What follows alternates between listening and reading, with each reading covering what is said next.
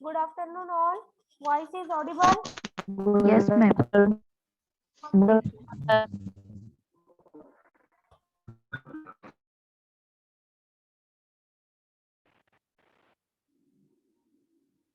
Okay. In earlier lecture, we are started new chapter, that is sales promotion. So in that chapter, which bit we are covered in earlier lecture?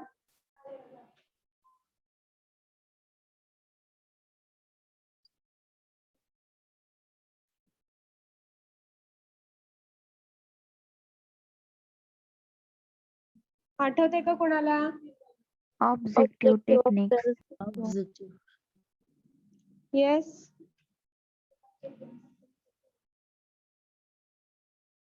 Speak fast. काय काय झालंय cover सांगा.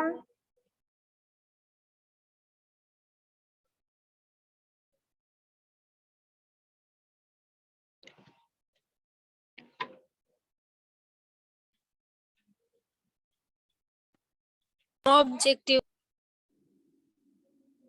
Objective. Yes. Salesmanship. त्याच्या next काय बघितलं होतं का आपण? Advantages, Technique disadvantages. of sale. Advantages झाले disadvantages. Very good. Advantages, disadvantages. Okay. See the slide. आपला चॅप्टर नंबर 6 स्टार्ट केला होता आपण लास्ट लेक्चरला, sales promotion. So in that, in earlier lecture we covered its introductory part.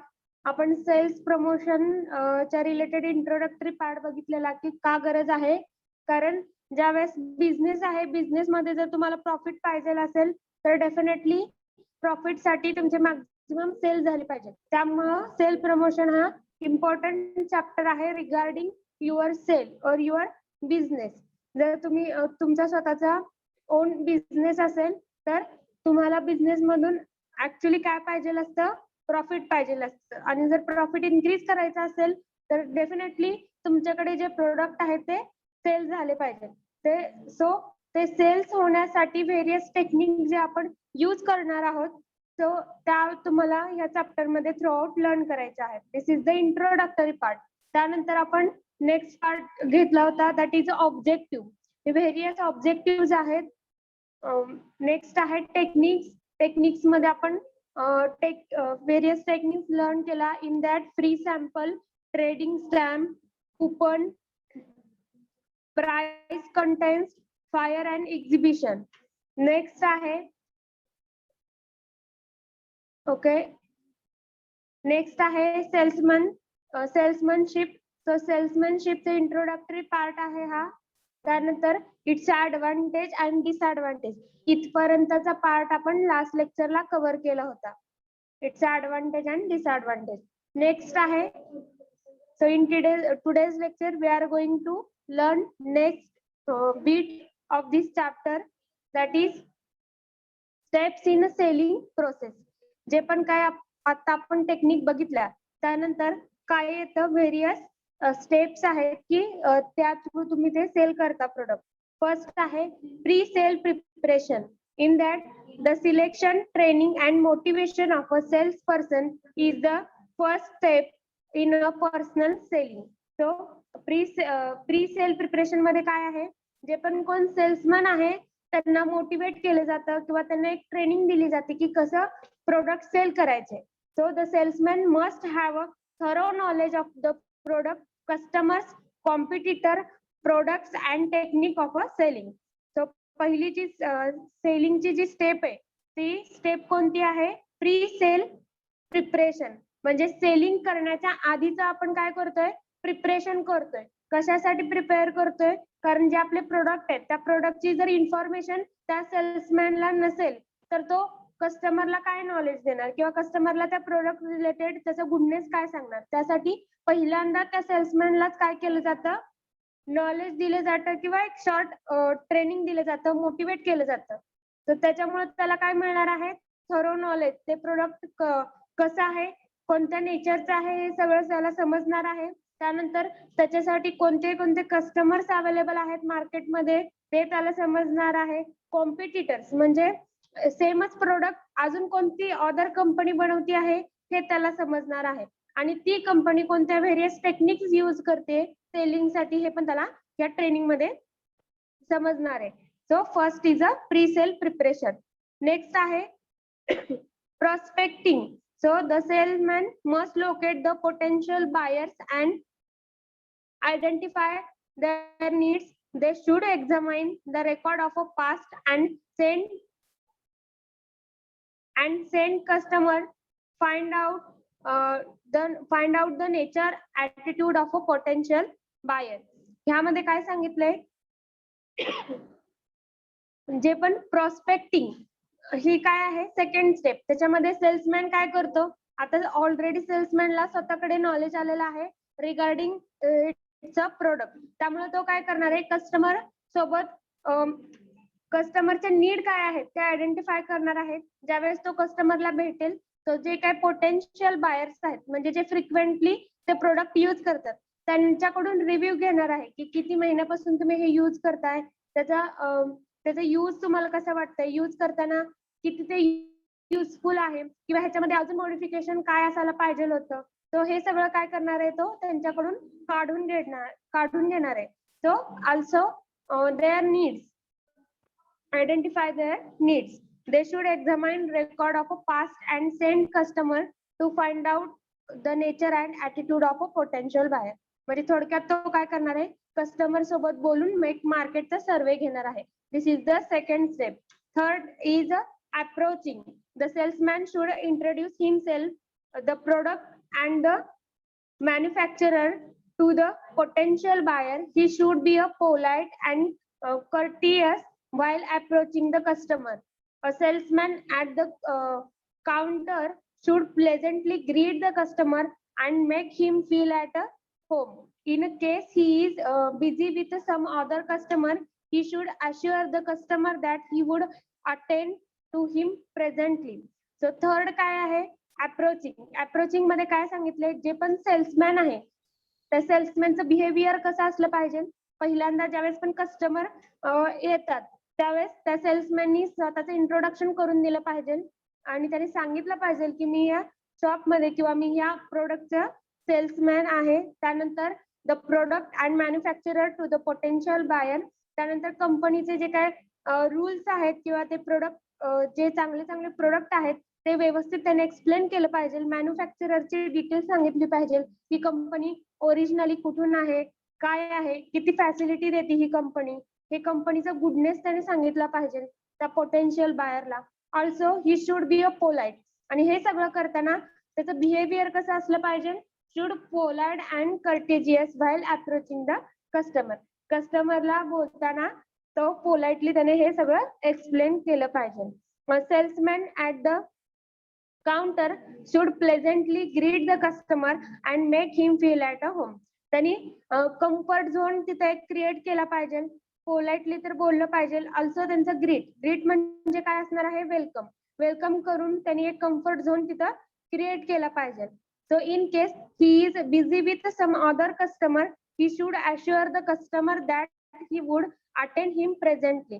जर समजा at a time 3-4 customer जर त्याला आले सो त्यांनी हे इन्शुअर केलं पाहिजे की प्रत्येक कस्टमरला तो सफिशियंट टाइम देतोय, तर त्यांच्या ज्या काय अडचणी आहेत प्रॉब्लेम्स आहेत तो सॉल्व्ह करतोय. सो नेक्स्ट आहे fourth step is a presentation. So in that the object of a presentation is to convince the customer that he needs this type of a product or service and this particular product or service will in fact fulfill his need. Next काय आहे जे पण काय presentation through त्याने सांगितलं पाहिजे की प्रोडक्टची गरज तुमच्या डेली लाईफ मध्ये काय आहे किंवा त्या प्रोडक्ट मध्ये चांगले पॉझिटिव्हनेस काय आहे. ऑल्सो कस्टमरला त्याच्यामध्ये ऍडिशन अजून काय पाहिजे आहे हे पण त्यानं विचारलं पाहिजे. म्हणजे विचारून त्या सगळ्या नीड ज्या आहेत त्या फुलफिलमेंट केल्या पाहिजे, पूर्ण केल्या पाहिजे. The salesman should describe the silent feature and uses of the product in a brief and not its technical details such as the description about drug formulation, its chemical composition, its pharmacological action and side effect etc. So ज्यावेळेस पण तो present present करतोय त्या प्रोडक्टला, तर त्यावेळेस त्यांनी काय सांगितलं पाहिजे, म्हणजे डिटेलमध्ये सगळं नॉलेज द्यायचंय, हे गरजेचं आहे. ओके, इथपर्यंत पार्ट ओके आहे. पण सांगताना सुद्धा कस्टमरला काय सांगावं आणि काय सांगायचं नाहीये ह्याचं नॉलेज त्याच्याकडे असलं पाहिजे. जसं की the salesman should describe the silent feature and uses. So silent feature म्हणजे जे काय मॉडिफिकेशन केलेलं आहे त्यांनी प्रोडक्ट मध्ये किंवा त्या प्रोडक्टची गरज काय आहे तुमच्या डेली लाईफ मध्ये हे त्याने व्यवस्थित सांगितलं पाहिजे.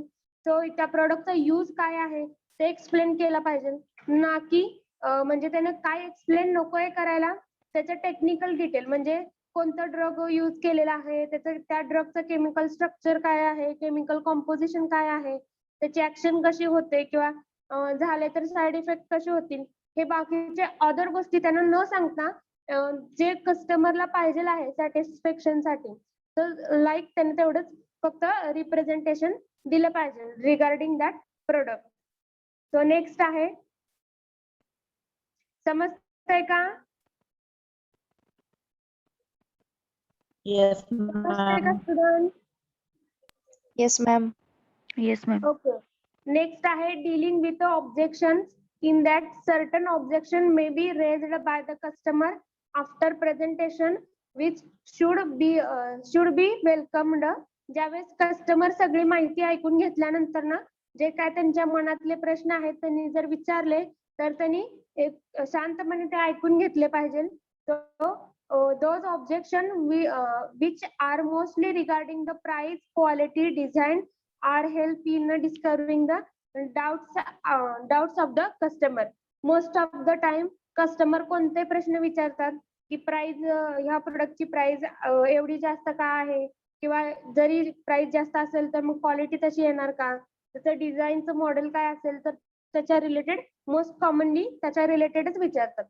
तर ते जे क्वेश्चन विचारतायत कस्टमर ते शांतपणे ऐकून घेणे आणि त्याच्यावरती प्रॉपर असा आन्सर देणे, अल्सो त्यांना अश्युअर करणे की नेक्स्ट टाइम ह्याच्यामध्ये मॉडिफिकेशन होईल, कंपनीला आपण तसं रिपोर्टिंग करूयात, असं त्यांनी एक कम्फर्ट झोन तिथं क्रिएट केला पाहिजे. So the salesman should not lose patience if a customer asks for many questions and takes time in reaching a decision. जर एखादा कस्टमर सारखेच क्वेश्चन जर विचारत असेल सो तर त्यावेळेस त्या सेल्समॅननी स्वतःचा पेशन्स जो आहे तो लूज नाही केला पाहिजे. सो कस्टमर वरती ओरडलं नाही पाहिजे, त्यांना उलट शांतपणे त्यांच्या जे काही डाउट्स आहेत ते डाउट्स क्लिअर केले पाहिजे. The main aim of the salesman should be to remove customer objection in a way or the other so that customer is satisfied with the product. उलट त्यानं काय सांगितलं पाहिजे, जरी क्वेश्चन सारखे फ्रिक्वेंटली कस्टमर विचारत असतील तरी त्यानं एक त्या शंकेचं निरसन अशा वेळी केलं पाहिजे की त्या कस्टमरला ते प्रोडक्ट घेताना समाधान वाटलं पाहिजे, त्यांना फुल सॅटिस्फॅक्शन झालं पाहिजे. So step 6 is closing the sale. So closing the sales, once the customer has made up his mind to buy the product, the salesman should close the sale in cordial manner. The customer should be made to feel that he has made the right choice. ज्यावेळेस त्यांनी ते product तुमची सगळी information ऐकून त्यांचे doubts clear झाल्यावरती purchase केलं, त्यावेळेस परचेस करताना ते सेल्समॅननी असंच दाखवलं पाहिजे की तुम्ही हे प्रोडक्ट घेऊन खूप चांगलं केलेलं आहे, कारण ते तुमच्या खूप कामाचं आहे आणि जे तुम्ही घेतलंय ते राईट चॉईस आहे तुमची, ते असा अप्रोच त्याच्याकडून आला पाहिजे. सो नेक्स्ट आहे follow up. Further follow up is not practicable in case of as a customer do not visit the pharmacy as a frequently. Male pharmacy they do in a other shop, but representative of a supplier generally follow up for a stock sold in to be sold out by a effective salesman. So next जे आहे ते follow up आहे. Follow up मध्ये आपण ज्यावेळेस customer हे product एखादं घेऊन जातात त्यावेळेस त्यांचा आपण फीडबॅक घेतो की ते कसं आहे, तुम्हाला यूज केल्यावरती काय फील झालं किंवा त्या प्रोडक्ट मध्ये काय अजून तुम्हाला एक्सपेक्ट आहे, हे सगळं म्हणजे काय असणार आहे फॉलोअप म्हणजे नेक्स्टच्या वेळेस तुम्ही ते परचेस करणार आहात का नाही, थोडक्यात त्याची आयडिया येते. तर जे पण फार्मसी शॉप असतात त्या फार्मसी शॉप मध्ये फ्रिक्वेंटली कस्टमर येतच राहतात. सो त्याच्यासाठी त्यांनी मेल फार्मसी हे पण एक काढलेलं आहे त्यांचा फॉलोअप घेण्यासाठी. So the representative of a supplier, जे सप्लायर आहेत ते पण फार्मसी शॉपला व्हिजिट करतात, त्यांचा फॉलोअप घेतात की हे पर्टिक्युलर नेचरचे ड्रग आहेत ते मार्केटमध्ये जात आहेत का, तुमच्या एरियामध्ये जास्त सोल्ड होत आहेत का. तर त्याच्या रिलेटेड डाटा ते सप्लायर सुद्धा घेत आहेत, त्यांच्याकडून घेत आहेत फार्मसी शॉपचे जे ओनर आहेत त्यांच्याकडून. सो नेक्स्ट आहे salesman. So before we start this beat, तुम्ही हे ऑर्डर जे बीट आहे आता जे आपण लर्न केलेत 7 बीट त्याच्यासोबत क्लिअर आहात?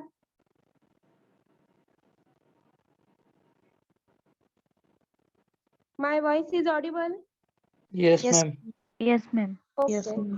So steps in selling process ह्याच्यामध्ये आपण आता 7 बीट बघितलेत. कोणते कोणते 7 बीट बघितलेत? Steps in selling process. Speak fast. Pre-sale preparation. Pre-sale preparation, procreating, approaching, Presentation. presentation, dealing with objection, closing the sale, follow-up. Okay, very good. या 7 step आपण कशामध्ये, या 7 स्टेप कशामध्ये आहेत? सेलिंगच्या प्रोसेस मध्ये. नेक्स्ट आपण काय बघणार आहे? सेल्समॅन.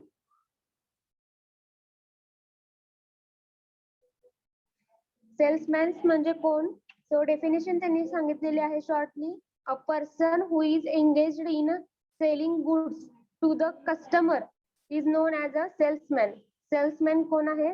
एक पर्सन आहे की जे काय करतोय, गुड्स आहेत ते सेल करतोय आणि कस्टमर पर्यंत पोहोचवतोय, त्या पर्सनला आपण काय म्हणतोय? Salesman. It is generally said that salesman are born not made. शक्यतो सेल्समॅनला आपण काय म्हणतो की जी मार्केटिंग जे स्किल असतं तर ते जनरली इनबॉर्न असतं, ते कोणी शिकवलेलं नसतं. So it is a generally said that salesmans are born, म्हणजे सेल्समॅन जे आहेत ते जन्माला येतात, की आपण तयार करत नाही. हे असं प्रिव्हियसली आपण म्हणायचो in older days. However it is not true these days. पण आजच्या काळात जर बघितलं तर हे असं काही नाहीये. Because any person who want to adopt a sales profession get intensive coaching and training. तो आजकाल बघतो आपण व्हेरियस ट्रेनिंग किंवा व्हेरियस कोर्स असतात, ज्यांना कोणाला सेल्समॅन व्हायचंय, ज्यांना कोणाला आपले स्वतःमधलं मार्केटिंग स्किल जे आहे ते वाढवायचे, त्याच्यासाठी ते काय करतात? व्हेरियस ट्रेनिंग घेतात किंवा कोर्सेस असतात 6 मंथचे किंवा 1 इयरचे ट्रेनिंग सेशन्स असतात, ते अटेंड करून ते स्वतःमध्ये ती क्वालिटी डेव्हलप करतात. पण पूर्वीच्या काळी तसं नव्हतं, एवढे फॅसिलिटी अवेलेबल नव्हत्या. त्यामुळं असं म्हणलं जायचं की सेल्समॅन जे आहेत ते जन्माला येतात, त्यांना कोणी बनवू नाही शकत, म्हणजे त्यांचा अंगचा गुण आहे असं आपण म्हणायचो. पण आताच्या काळामध्ये जसं जसं फॅसिलिटी वाढत गेल्या तसं तसं ज्यांना सेल्स प्रोफेशन मध्ये यायचे त्यांनी ही क्वालिटी स्वतःमध्ये इम्प्रूव्ह करू शकतात.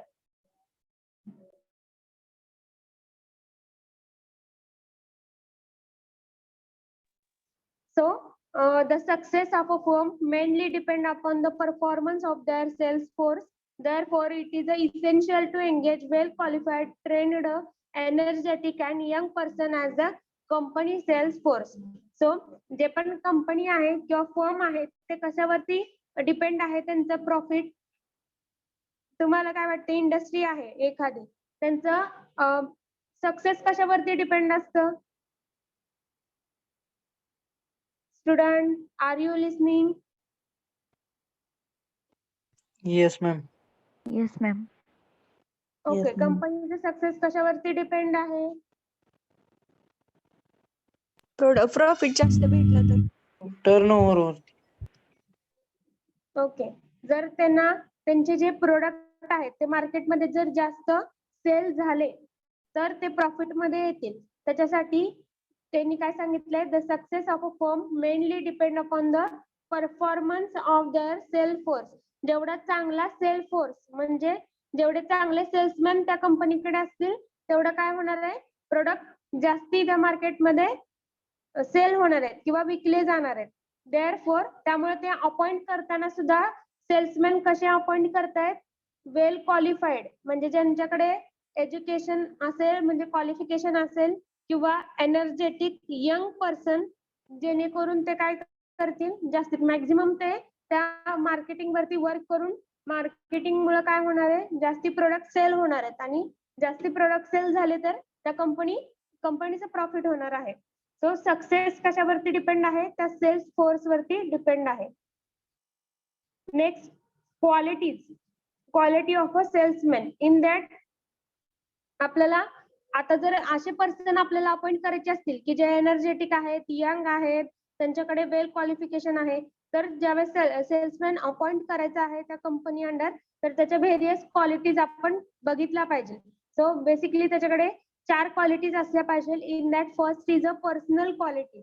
सो नेक्स्ट बीट आहे qualities of a salesman. In that first bit personal qualities. A good salesman must have an attractive personality. Personal quality मध्ये सगळे आपले पर्सनल फीचर किंवा आपलं बोलण्याची टोन किंवा दिसणं जे आहे त्या रिलेटेड सगळे फॅक्टर्स येतात. सो पर्सनल फॅक्टर इथे येतात. तर त्यामुळं good salesman must have an attractive personality. त्याची स्मार्ट पर्सनॅलिटी असायला पाहिजे. He should have a clear voice. त्याचा आवाज कसा असायला पाहिजे, क्लिअर आणि खणखणीत. So and his a tone of a speaking should be natural. आवाज कसा पाहिजे, natural. So as to it person dealing with him, he must possesses a good health. त्याची तब्येत पण चांगली असली पाहिजे. नेक्स्ट आहे a salesman job involving a great physical strain because it's a touring nature. जसं की आपण बघतो जे पण सेल्समॅन असतात किंवा जे पण मार्केटिंग फील्ड मध्ये जॉब करतात त्यांना भरपूर स्ट्रेस असतो किंवा त्यांना डेली डिफरंट टास्कला फेस करावं लागतं. त्यामुळं त्यांची हेल्थ पण चांगली असणं गरजेचं आहे आणि त्यांचं नेचर पण ते सगळ्या गोष्टी हँडल करण्यासारखं असलं पाहिजे. So only a person with a good health can work effectively. जर तब्येत त्यांची चांगली असेल तर डेफिनेटली ते जास्त मॅक्झिमम वर्क करतील, जास्त टाइम देतील. So he should also be well dressed because it added to his charm. तर त्यानंतर जे पण सेल्समॅन आहे त्याच्या पर्सनॅलिटी मध्ये काय असलं पाहिजे की त्यांनी व्यवस्थित प्रोफेशनल असं वेअर केलं पाहिजे. कारण जर एखादा सेल्समॅन नॉर्मल वर्क करत नॉर्मल राहत असेल, ड्रेस कोड असेल आणि त्यानंतर तो त्याचं काम करत असेल किंवा दुसऱ्या समोरच्या कस्टमरला सांगत असेल तर तेवढा इफेक्ट पडत नाही. पण एखादा जर सेल्समॅन आहे, त्याची पर्सनॅलिटी चांगली आहे, त्याचा व्हॉइस चांगला आहे आणि तो एक्सप्लेन चांगलं करतोय, त्यामुळे काय होणार आहे, कस्टमर इम्प्रेस होणार आहेत. त्याचं एक गुड इम्प्रेशन क्रिएट करण्यासाठी त्याच्या पर्सनल क्वालिटीज पण चांगल्या असणं गरजेचं आहे. So pleasing and charming personality always create a good impression on a buyer. म्हणजे कस्टमर आहे तेव्हा त्या कस्टमर वरती एक चांगले इम्प्रेशन पडण्यासाठी त्या सेल्समॅन कडे पर्सनल क्वालिटीज पण सगळ्या असल्या पाहिजे. नेक्स्ट आहे next quality is mental quality. In that a good salesman should possess a sound memory, presence of a mind, imagination, foresightness, sound judgment and invitation. So mental qualities मध्ये काय असणार आहे, जसं की प्रिव्हियसली आपण बघितलं, एखादा कस्टमर सारखे जर क्वेश्चन विचारत असेल तर ते सगळं मेंटल आपल्या क्वालिटीवरती डिपेंड असतं की आपण लगेच चिडतो का, खूप सिरियस असेल तर चिडतो. तर हे सगळ्या काय आहेत, मेंटल क्वालिटीज आहेत. A good salesman should possess a sound memory. So त्याच्याकडे साऊंड मेमरी असणं गरजेचं आहे. Presence of mind, imagination, foresightness and sound judgement and initiative. So इथं साऊंड जजमेंट म्हणजे काय की कस्टमरच्या बोलण्यातनं त्याला सांगता आलं पाहिजे की कस्टमर आता हे आपलं प्रोडक्ट घेणार आहेत का नाही. बरेचदा कस्टमरचे जे स्पीकिंग आहे ते स्पीकिंग पण त्यांना हे झालं पाहिजे, इमॅजिन झालं पाहिजे की ते हे अंदाज लावता आला पाहिजे की आपण एवढं सगळं एक्सप्लेन केल्यानंतर ना कस्टमर हे आपलं प्रोडक्ट घेतील का नाही, त्याला आपण म्हणतो साऊंड जजमेंट. त्यानंतर he should be intelligent enough to understand the nature and requirement of a potential buyer. So कधी कधी कस्टमर सांगत नाहीत की त्यांना काय रिक्वायर्ड आहे, पण त्यांना ज्या वस्तू आपण त्यांना शो करतोय त्याच्यामध्ये ते कसा इंटरेस्ट दाखवतात त्याच्यावरनं तेवढं त्याच्याकडे नॉलेज असला पाहिजे किंवा त्याच्याकडे मेंटल तेवढ्या ॲबिलिटीज असल्या पाहिजे की न सांगता पण त्याला बऱ्याच गोष्टी समोरच्याकडे बघून समजल्या पाहिजे की त्यांना काय गरजेचं आहे किंवा ते काय मागायचं आहे, त्यांना कोणत्या नेचरचं प्रोडक्ट त्यांना आता घ्यायचं आहे. नेक्स्ट आहे he must have the imagination to look at things from the view point of a customer. जसं की आपण त्यांनी स्वतःहून काय केलं पाहिजे, कस्टमरच्या नजरेमधून बघितलं पाहिजे की हे प्रोडक्ट जर मी स्वतः जर परचेस करत असलो असतो तर आपण हे घेतलं असतं का किंवा आपल्याला ह्या गोष्टी म्हणजे पटल्या असत्या का, असं म्हणजे कस्टमरच्या पॉइंट ऑफ व्ह्यूनी पण त्यांना बघितलं पाहिजे, प्रोडक्टला इमॅजिन केलं पाहिजे आणि त्यानुसार जे काही नीड्स किंवा प्रोडक्ट मध्ये अजून काय मॉडिफिकेशन पाहिजे असेल तर ते सगळं त्यांनी नोट डाऊन केलं पाहिजे. A salesman can win regular and permanent customers only through the good mental quality. जर त्या सेल्समॅन कडे मेंटल क्वालिटीज चांगल्या असतील, त्याचा जर IQ चांगला असेल तरच त्याच्याकडे कस्टमर मॅक्झिमम अट्रॅक्ट होतील. These are the mental qualities. Next आहे social qualities. So a good salesman must have a liking for a people and the ability to match with them. जे काय सोशल क्वालिटी मध्ये आहे त्यातला first point काय सांगितलं आहे की जे सेल्समॅन आहे त्यांचं बिहेवियर चांगलं असलं पाहिजे, म्हणजे ते जे पण अदर पीपल आहेत त्यांच्यासोबत इझिली मिक्स झाले पाहिजे. त्यामुळं he must not be a shy and रिव्हर्स्ड nature. तर त्यांनी लाजाळू नसले पाहिजे. शाय म्हणजे काय, एखाद्याचा शांत आणि लाजाळू स्वभाव असतो, तो तसा नसला पाहिजे. कसा स्वभाव असला पाहिजे, बोलका आणि समोरच्या सोबत पटकन मिक्स होणारा, असं जर नेचर असेल सेल्समॅनचं तर डेफिनेटली तो मॅक्झिमम नंबर ऑफ पीपल पर्यंत पोहोचू शकतो आणि ते कंपनीचे प्रोडक्ट तो सेल करू शकतो. So he should be a sincere, dependable, cooperative and honest. Also त्याच्यामध्ये अजून कोणत्या क्वालिटीज पाहिजे, सिन्सिअर असला पाहिजे, डिपेंडेबल असला पाहिजे, कोऑपरेट हेल्पफुल असला पाहिजे, ऑनेस्ट प्रामाणिक असणं गरजेचं आहे. Salesman has to deal with a different type of a customer. Therefore, he should have patience to listen to his customer and remove their objection.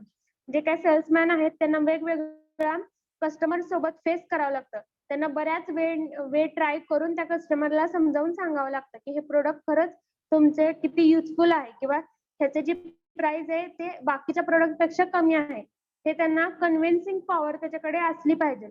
मग कन्व्हिन्सिंग पॉवर असेल पण पेशन्स जर नसेल तर डेफिनेटली कस्टमर ते प्रोडक्ट बाय नाहीत करणार. त्यासाठी ते जे सेल्समॅन आहे त्याच्यामध्ये पेशन्स असणं गरजेचं आहे. Next, he should always be polite, courteous while dealing with his customer.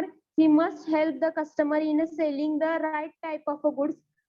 Courtesy cost nothing but wins favor and permanent customer. त्याला प्रत्येक जो कस्टमर आहे त्याचं हेच टार्गेट असलं पाहिजे सेल्समॅनचं की तो परमनंट कस्टमर मध्ये प्रत्येक कस्टमरला कन्वर्ट करेल. सो ही शुड, त्याच्यासाठी त्यानं काय केलं पाहिजे, विश्वसनीय बोललं पाहिजे, म्हणजे रिलायबल जे म्हणतो आपण की त्यांनी सगळं सांगितलं पाहिजे की ह्याचे प्राइसेस किती आहेत, काय आहेत किंवा मार्केटमध्ये ही गोष्ट कितीला मिळते, मग आपण कितीला त्यांना देतो आहे, म्हणजे त्यांनी कन्व्हिन्स केलं पाहिजे की आम्ही लो रेट मध्ये पण चांगल्या क्वालिटीचे प्रोडक्ट सेल करतोय. सो रिलायबल त्यांनी बोललं पाहिजे आणि ऑल्सो त्याचं बोलणं कसं असलं पाहिजे, पोलाइट, शांत बोलणं असलं पाहिजे आणि कस्टमरचे सगळे जे ऑब्जेक्शन किंवा डाऊट्स आहेत ते त्याला रिमूव्ह करता आले पाहिजे. So he must help the customer in selecting a right type. जर कस्टमर कन्फ्युज असेल एखादं प्रोडक्ट घेताना तर त्यांनी कस्टमरचे जे कन्फ्युजन आहेत ते रिमूव्ह करून तुम्ही चांगल्या क्वालिटीचं घ्या हे असं त्यांना स्वतःहून सजेस्ट केलं पाहिजे. नेक्स्ट आहे vocational skill. In that a good salesman must have a specialized knowledge of a selling technique. So vocational skill मध्ये काय सांगितलंय, त्याच्याकडे असं स्पेसिफिक स्वतःच असं एक टेक्निक असली पाहिजे जेणेकरून तो चांगला एक्सप्लेन करेल. नेक्स्ट आहे salesman is a highly skilled vocational. It requires a certain training and aptitude to have a thorough knowledge of the product, customer and competitive product already available in the market. Such knowledge is essential to handle objection of the customer and also for convincing them to buy the product. A person cannot be a good salesman unless he has the required ambitious and enthusiasm to become a successful salesman.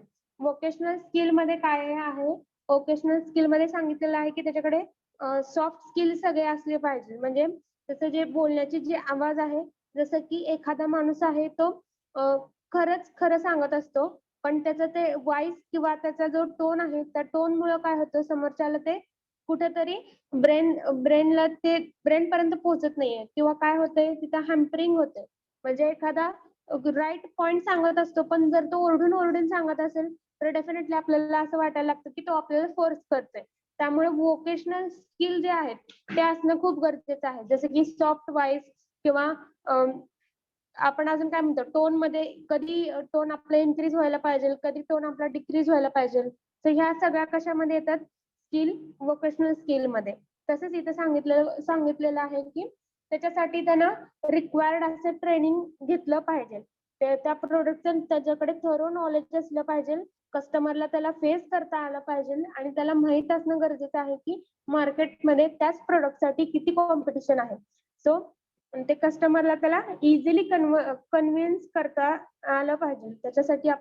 त्याच्यासाठी त्याच्याकडे soft skill असणं गरजेचं आहे. This is regarding vocational skill. So ह्या bit मध्ये कोणाला काय doubt आहे?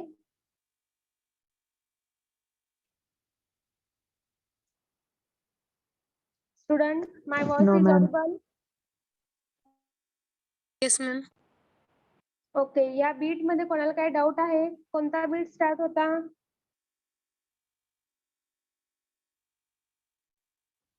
Salesman. सेल्समॅनचा. सेल्समॅन मध्ये आपण काय बघितलं? Quality of salesman. Qualities. Qualities. Quality. किती Qualities. क्वालिटीज आहेत? Four. Or in that first quality कोणती? personal qualities. Personal quality. Okay. Second? Mental. Mental qualities. Mental qualities. Okay. Third Social Social qualities. qualities. And last?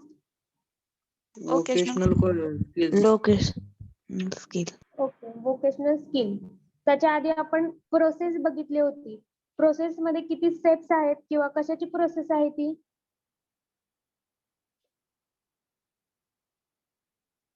Selling process. Okay, selling. So किती steps आहेत त्याच्यामध्ये? 7. 7. 7. Very good. So 7 steps सांगा. First कोणती होती? Pre-sale preparation. Okay. Second? Prospecting. Okay. Third? Approaching. Approaching. Fourth? Presentation. Presentation. Okay. Fifth? Dealing with objection. Religion of okay. Sixth? Closing the sale. calling the sale. Okay. 7? Follow up. Goal. Very good. So यानंतर next point आहे advertising. So in that advertising introductory part बघा. Advertising is an art used to familiarize public with the product by informing of its description, uses, its superiority over other brand, sources of its type availability and prices etc. आपल्याला हे माहिती आहे की एखादं product sale करायचं म्हणजे त्याची maximum advertisement झाली पाहिजे आणि एखादी गोष्ट ऍडव्हर्टाइज करायची म्हणजे त्याच्यासाठी हायली आपल्याकडे स्किल असलं पाहिजे. आपल्याला अट्रॅक्टिव्ह स्लोगन बनवता आलं पाहिजे, त्याची अट्रॅक्टिव्ह इमेज अशी आपण टाकली पाहिजे आणि मेन म्हणजे त्या कस्टमरला आपण वेगवेगळ्या मीडिया थ्रू काय सांगितलं पाहिजे की हे प्रोडक्ट तुमच्या लाईफ मध्ये कसं किती गरजेचं आहे किंवा त्याची किती नीड आहे, तुम्हाला यूज किती आहे हे आपण सांगणं गरजेचं आहे. मग ह्या सगळ्या जर गोष्टी आपण करत असू तर आपल्यामध्ये काही ना काहीतरी आर्ट आहे. So advertising is an art. So next आहे, advertising is not a merely propaganda but is a paid form of communication. The advertiser has to pay for the space or time used to communicate the message to the customer. So आता पण आपण बघतो TV सगळ्यांकडे available आहे. TV मध्ये बऱ्याच add येत राहतात. मग ज्या काय ऍडव्हर्टाइजमेंट आपल्याला डेली लाईफ मध्ये दिसतात त्या ऍडव्हर्टाइजमेंट वरती किंवा त्या प्रोडक्टच्या ऍडव्हर्टाइजमेंट वरती खूप पैसे आणि वेळ दिलेला असतो. सो 1 मिनिटची जरी ऍडव्हर्टाइजमेंट असेल तरी जे पण कोण ऍडव्हर्टायझर आहेत त्यांना भरपूर ती कंपनी पे करते. त्यानंतर ती आपल्यापर्यंत पोहोचते.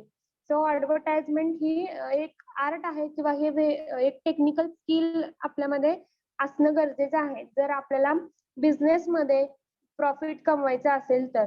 सो ऍडव्हर्टायझिंग मध्ये नेक्स्ट आहेत objective of advertising. In that first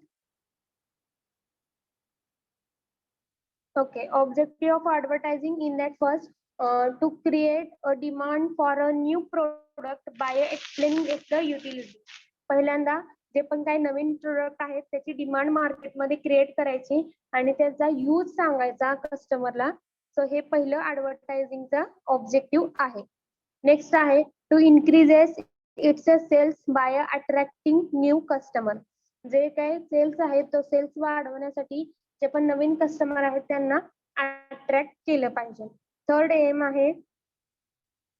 third objective आहे to maintain the existing demand by fighting competitors. जे पण कॉम्पिटिटर्स आहेत त्यांच्यासोबत करूनच तुम्हाला मार्केटमध्ये तुमच्या प्रोडक्टचं एक वेगळी आयडेंटिटी तिथं क्रिएट करावी लागणार आहे. त्याच्यासाठी हे ऍडव्हर्टाइजमेंट खूप हेल्पफुल आहे. Fourth to assess the salesman in their selling efforts. तर जे काय सेल्समॅन आहेत ते तुम्हाला कसे अपॉइंट करायला पाहिजे, एनर्जेटिक, यंग आणि ज्यांचं सोशल स्किल चांगले असतील असे सेल्समॅन तुम्ही अपॉइंट केलं पाहिजे. त्यामुळे काय होणार आहे, जे काय सेलिंग मध्ये तो काय करेल मॅक्झिमम एफर्ट देईल आणि चांगली ऍडव्हर्टाइजमेंट करेल तुमच्या प्रोडक्टची. फिफ्थ आहे objective to warm the public against imitation of the product of the firm. So प्रोडक्टचे जे काही पॉझिटिव्ह पॉइंट आहेत ते तुम्हाला सगळ्यांसमोर मांडता आले पाहिजे. त्याची एक त्या प्रोडक्टची एक वेगळी इमेज तिथं बनवायची आहे. त्याच्यासाठी ऍडव्हर्टायझिंग गरजेचं आहे. To enhance goodwill of the firm. जे काय फर्म आहे त्याचे एक चांगली इमेज किंवा त्यांच्यामधला जो पॉझिटिव्हनेस आहे त्याला आपण काय म्हणतो, गुडविल. तो पॉझिटिव्हनेस जो आहे ते कंपनी म्हणजे जे काय अदर कंपनी पण डेफिनेटली कस्टमरला काही ना काहीतरी सर्व्हिस देत असणार. जर सेमच प्रोडक्ट सेल करत असेल तर त्या कंपनीपेक्षा वेगळं तुम्ही अजून ऍडिशनल काय केलंय हे कस्टमरला सांगून एक स्वतःची इमेज मार्केटमध्ये क्रिएट करायची आहे आणि तुमच्यातला पॉझिटिव्हनेस सांगण्यासाठी ऍडव्हर्टाइजमेंट गरजेचं आहे. So these are the objective of advertising. 6 objective आहेत. नेक्स्ट आहे ऍडव्हान्टेजेस ऑफ ऍडव्हर्टायझिंग. आता हे जे ऍडव्हर्टायझिंग आहे त्याचे ऍडव्हान्टेजेस काय काय आहेत बघूयात. First, it helps in the introduction of a new product in the market.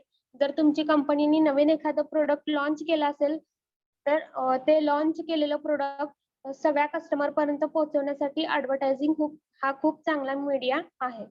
Next आहे it promote the sales of a goods and services by persuading the people to buy them.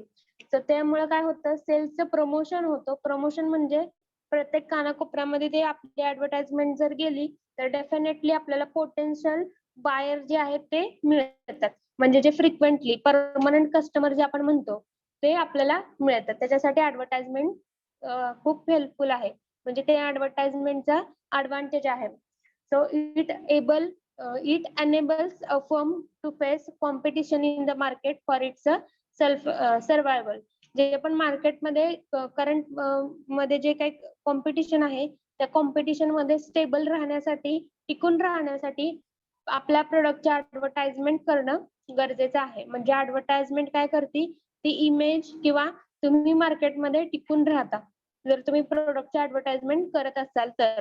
Next आहे helps in creating a demand and hence regular production. जे customer आहेत त्या कस्टमरची demand create करण्यासाठी advertisement helpful आहे. It enables a firm to improve its reputation by highlighting the achievement to the public.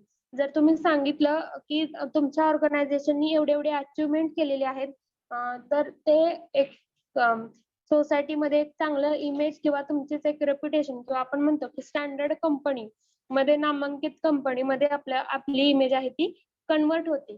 त्यामुळे आपली image चांगली क्रिएट करण्यासाठी किंवा इम्प्रूव्ह करण्यासाठी ऍडव्हर्टाइजमेंट चांगली आहे. सो हे ऍडव्हान्टेजेस आहेत. नेक्स्ट आहे it provides information and also educates the consumer to buy a better quality good at a lower prices. So चांगल्या क्वालिटीचं प्रोडक्ट कमी किमतीमध्ये तुम्ही अवेलेबल करून देताय हे सांगण्यासाठी, ही इन्फॉर्मेशन देण्यासाठी ऍडव्हर्टाइजमेंट लागते. तर next it leads to improvement in the standard by living of a common masses by stimulating their desire for a better thing. तर जे पण पीपल्स आहेत ते आपण काय करतोय, त्यांचं एक स्टँडर्ड ऑफ लिव्हिंग, म्हणजे आजकाल आपण बघतो की सगळे मॉडर्न कडे वेस्टर्न कडे वळलेले आहेत. पण हे असं का झालं, कारण त्यांनी काय केलं, जे पण वेस्टर्न कंपनीज होत्या त्यांनी त्यांच्या प्रोडक्टची चांगली ऍडव्हर्टाइजमेंट केली. त्यामुळे आपण काय केलं, आपल्या डेली लाईफ मध्ये ते कुठेतरी अंमलबजावणी केली किंवा ते इम्प्लिमेंटेशन केलं त्या प्रोडक्टचं. सो त्यामुळे आपली जीवनशैली काय झाली, सुधारली. त्याला आपण म्हणतो स्टँडर्ड बाय लिव्हिंग. आपली जीवनशैली सुधारण्यासाठी हे प्रोडक्ट किती महत्वाचे आहेत हे त्यांनी दाखवून दिल्यामुळं, ते ऍडव्हर्टाइजमेंट केल्यामुळं आज आपण ते वापरतो. सो इथं पॉइंट नंबर 7 मध्ये पण ते सांगितले, जे कस्टमर आहेत त्यांचं जीवनशैली सुधारण्यासाठी ते प्रोडक्ट इम्पॉर्टंट आहे. त्या इम्पॉर्टन्स दाखवण्यासाठी ऍडव्हर्टाइजमेंट गरजेचं आहे. नेक्स्ट आहे it generate employment for a artist and other person in the line. So next it generates employment for a artist and other person in the line. म्हणजे तुमच्यामधलं एक वेगळेपणा तिथे त्यांनी दाखवायचा प्रयत्न केलेला असतो, ऍडव्हर्टाइज मध्ये आपण दाखवतो. Next it provides a revenue to a newspaper, magazine, Doordarshan and radio. मग जे ऍडव्हर्टाइजमेंट तुम्ही करता त्याचे वेगवेगळ्या मीडिया आहेत, त्या मीडियांना तुम्हाला रिव्हेन्यू म्हणजे काय, तुम्हाला त्यांना पैसे पण द्यावे लागतात. सो तिथे चलन पण स्टार्ट झालेलं आहे. म्हणजे अदर लोकांना पण एक चान्स आहे, जॉब करण्याची ऑपॉर्च्युनिटी आहे. असं तुमचे प्रोडक्टचं पण मार्केटिंग होतंय, लोकांपर्यंत तुमचे प्रोडक्ट पोहोचतायत. नेक्स्ट आहे 10 it leads to increase in the production which in turn reduces the overhead expenses. जे पण काय प्रोडक्शन आहे ते प्रोडक्शन वाढण्यासाठी हे ऍडव्हर्टाइजमेंट खूप मदत करतात. जर जास्त ऍडव्हर्टाइजमेंट झाली, पॉप्युलर झालं प्रोडक्ट, तर तुम्ही जास्त त्याचं प्रोडक्शन करतात आणि तुमचा टर्न ओव्हर पण वाढलेला असतो. So hence it helps in bring down the selling prices of a goods. जर एखाद्या गोष्टीची जर डिमांड जास्त असेल आणि ते फ्रिक्वेंटली जर ते प्रोडक्शन त्याचं होत असेल, तर हळूहळू त्या प्रोडक्टचे प्राइसेस पण कमी होतात. म्हणजे होलसेल रेटनी ते मॅन्युफॅक्चरर्स सेल करतात. So it helps in maintaining uniformity and stability of a prices. यामध्ये ऍडव्हर्टायझिंग मुळे आपल्याला एक युनिफॉर्मिटी समजते. म्हणजे जसं की जर एखाद्या प्रोडक्टची ऍडव्हर्टाइजमेंट झाली की जसं की बिस्किट कंपनी आहेत आणि 10 रुपीजला जर एक पॅकेट येत असेल, तर ते 10 रुपीजचं पॅकेट आहे हे ऑल ओव्हर जगामध्ये प्रत्येक कस्टमरला आता समजलेलं आहे. आणि तेच पॅकेट एखादा जर पर्सन आहे किंवा एखादा शॉपचा जर ओनर असेल, तो जर 50 रुपीजला जर सेल करत असेल, तर कस्टमर पण तिथं, कस्टमर मध्ये पण एक जागरूकता आलेली असते. तो विचारतो की ह्याच्यामध्ये प्राइस 10 रुपीज होती, मग तुम्ही 50 रुपीजला का सेल करताय. सो प्राइस मध्ये जी काही स्टॅबिलिटी किंवा युनिफॉर्मिटी आहे ते आपल्याला इथं दिसून येते की जे प्राइसेस आहेत ते ऑल ओव्हर सगळीकडे सेमच राहणार आहे. आणि जर कोण चेंज करत असेल, हायर प्राइसनी सेल करत असेल, तर डेफिनेटली ती गोष्ट आपल्याला ऍडव्हर्टाइजमेंट मुळे कुठेतरी नोटीस होते. So it enables the manufacturer to expand his market. जे मॅन्युफॅक्चरर आहेत त्यांना त्यांचा स्वतःचा एरिया सोडून सुद्धा बऱ्याच ठिकाणी त्यांना त्यांचे प्रोडक्ट सेल करता येऊ शकतात. म्हणजे त्यांचा मार्केटिंगचा एरिया आहे ते ह्या ऍडव्हर्टाइजमेंट मुळे वाढलेला असतो. तर ह्यामध्ये कोणाला काही डाऊट आहेत? Advantages of advertising. No, ma'am. Okay.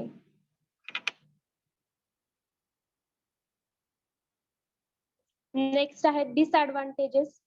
So 5 disadvantages आहेत. त्यानंतर नेक्स्ट बीट स्टार्ट होतंय पार्ट्स ऑफ एन ऍडव्हर्टायझिंग. हे आपण नेक्स्ट लेक्चरला बघूयात. आजच्या लेक्चरमध्ये डिसएडव्हान्टेजेस लर्न करून आपण स्टॉप करूया. ओके. डिसएडव्हान्टेज फर्स्ट आहे it multiplies the need of the people by inducing them to buy things which they do not really need or cannot afford to buy. जे पण advertising आहे त्या advertising मुळे जसे आपल्याला व्हेरियस फायदे होतात तसे तोटा पण आहे. जसं की जे कस्टमर आहेत ते कस्टमर काय करतील, प्राइजेस सगळे चेक करतील आणि त्यांच्या स्वतःच्या गरजा काय आहेत ते कितीपर्यंत कपॅसिटी पर्यंत ते परचेस करू शकतात हे त्यांना समजणार आहे. त्यामुळे तुम्ही जर हाय किंवा एक्सपेन्सिव्ह प्रोडक्ट जर प्रिपेअर करून एखादी इंडस्ट्री सेल करत असेल तर डेफिनेटली त्यांचा सेल कमी असणार आहे. त्यामुळं फर्स्ट हे डिसएडव्हान्टेज आहे की जरी ऑल ओव्हर इंडियामध्ये मार्केटिंग केलं तरी तुमच्या प्राइजेस मुळे कस्टमर काय करतील जेवढं त्यांना गरजेचं आहे तेवढेच फक्त गोष्टी त्या रोजच्या जीवनामध्ये वापरतील. नेक्स्ट आहे it does not necessarily increase the demand and sales of the product. It simply shift demand from one sale to another sale. जसे की आपण म्हणत होतो आतापर्यंत की जर तुम्ही ऍडव्हर्टाइजमेंट केली तर तुमचा जे डिमांड आहे प्रोडक्टची ते वाढते मार्केटमध्ये आणि सेल पण चांगला होतो. पण कधी कधी काय होतं हे काय होणार आहे it simply shift demand. Demand फक्त शिफ्ट होणार आहे एक सेल पासून दुसऱ्या सेलकडे. म्हणजे एखादा प्रोडक्ट आहे त्या प्रोडक्ट मध्ये जर तुम्ही मॉडिफिकेशन केलं तर परत परत ते प्रोडक्ट तुमचं युजलेस होऊन जातं. त्यामुळं आपण फक्त डिमांड शिफ्ट होताना बघतो. So this is the second disadvantage of an advertisement. Third आहे it involves a huge wasteful expenditure because the majority of the advertisement either escape the attention of the people or are ignored by them. बरेच आपण अशा advertisement बघतो की त्याच्यामुळं त्या प्रोडक्टचं promotion होत नाही. उलट त्या प्रमोशन न करता ते स्वतःचं काय म्हणतात त्यांची स्वतःची इमेज खराब व्हायला लागते. जसं की आता ह्याचं खूप चांगलं एक्झाम्पल म्हणजे करंट मध्ये तुम्ही बघितलं असेल की आयडिया कंपनी आणि अदर कोणती कंपनी आहे की जे एकच झालेली आहे combine. VI means Vodafone. Vodafone. Okay. जर तुम्ही आत्ताच हे एक्झाम्पल आहे की ज्यावेळेस ह्या कंपनीने अग्रीमेंट केलं होतं आयडिया कंपनी आणि वोडाफोन कंपनी एकत्र आली तर त्यांनी एक ऍडव्हर्टाइजमेंट केली होती VVVVI. हे आठवतंय का कुणाला, ऐकलंय का कधी? Yes, ma'am. हा मग ती कंपनीची जी ऍडव्हर्टाइजमेंट हे जे साऊंड आहे तुम्हाला ऐकताना चांगलं वाटायचं का?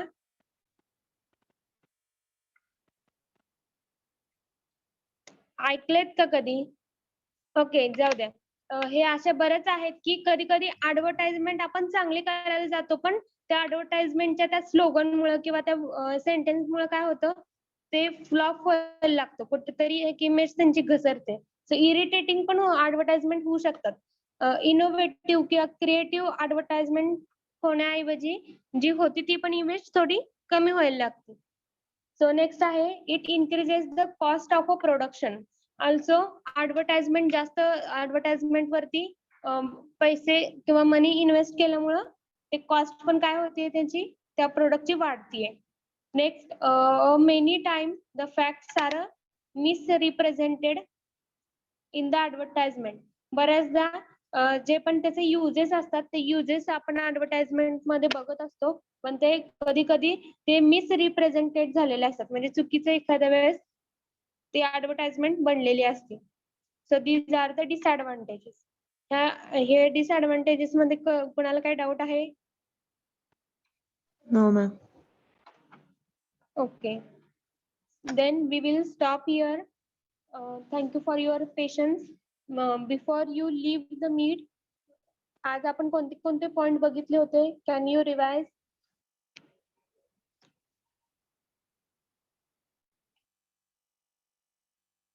कोणते कोणते पॉइंट बघितले आता आपण लेक्चर स्टार्ट केल्यापासून? Step in selling process. Selling process. Okay, steps in a selling process. त्यानंतर सेकंड बीट कोणता बघितला? Salesman. Salesman. Quality. Okay, salesman आणि त्याच्या Qualities. सेल्समॅनच्या क्वालिटीज. ओके, Advantages आणि disadvantages. Okay, very good. त्यानंतर आता आपण कोणता बीट बघितला? Disadvantages of advertising. Advertisement. पहिल्यांदा आपण बघितलं ऍडव्हर्टाइजमेंट. ऍडव्हर्टाइजमेंट नंतर इंट्रोडक्टरी पार्ट, त्यानंतर ऍडव्हान्टेजेस आणि Disadvantages. डिसएडव्हान्टेजेस इथपर्यंत पार्ट आपण आजच्या लेक्चरला कव्हर केलाय. त्यानंतर नेक्स्ट लेक्चरला नेक्स्ट पार्ट आपण कंटिन्यू करू. Okay, thank you for your patience.